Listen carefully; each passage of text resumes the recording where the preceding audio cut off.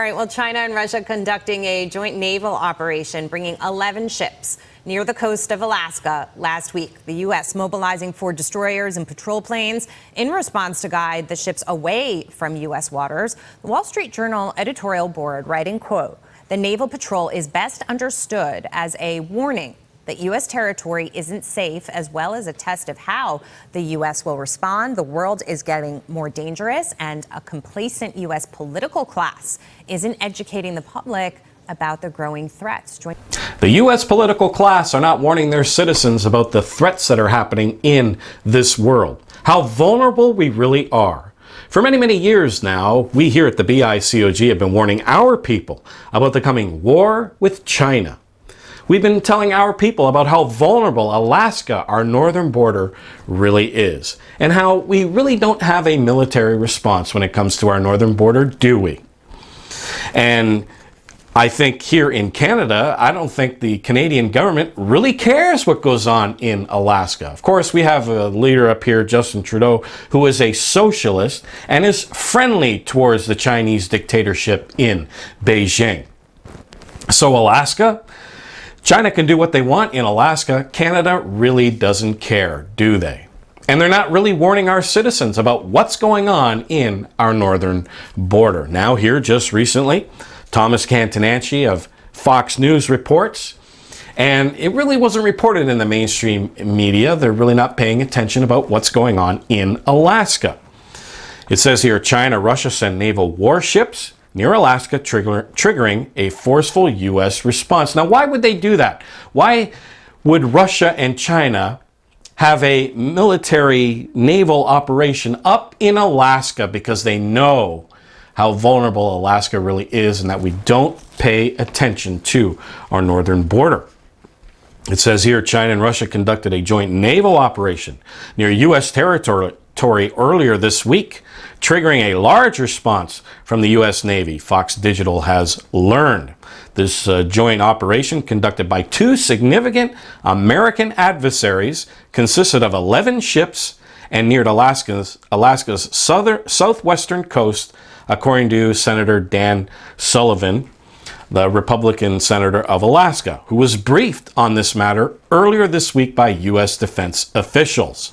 Sullivan said the U.S. Navy ultimately mobilized 4 destroyers to guide the Chinese and Russian ships away from American waters. He says this is unprecedented in terms of the size and scope of this joint naval task force between Russia and China working very closely together. And it says that our 2 main adversaries were probing very closely to the United States shores, and he says this is concerning.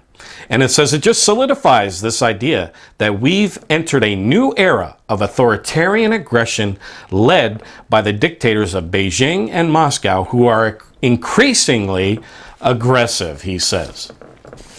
And then he says that he's going to continue to press the now Biden administration to commit more naval, Coast Guard, and Marine presence and assets in this part of America, he added, and the Biden administration more broadly needs to get serious about serious, robust defense budgets. We're not paying attention to our northern border.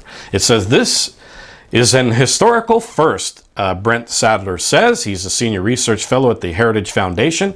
He told the Wall Street Journal, given the context of the war in Ukraine and tensions around Taiwan, this move is highly provocative. So here we see China and Russia getting more and more aggressive, and we here at the BICOG, we're not surprised because we see in Bible prophecy, in Ezekiel the 38th chapter, a nation called Gog, of the land of Magog, and we have identified Gog as China.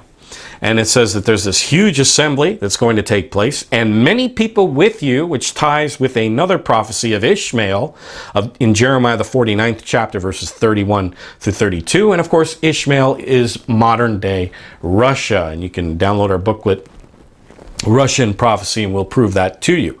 So here we see China, Russia, and a huge band of nations, Persia, Ethiopia, Libya, and so on.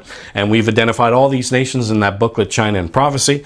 A huge assembly that are going to come into the land of Israel, the lands of Israel. And it says here in verse 15, notice what it says here.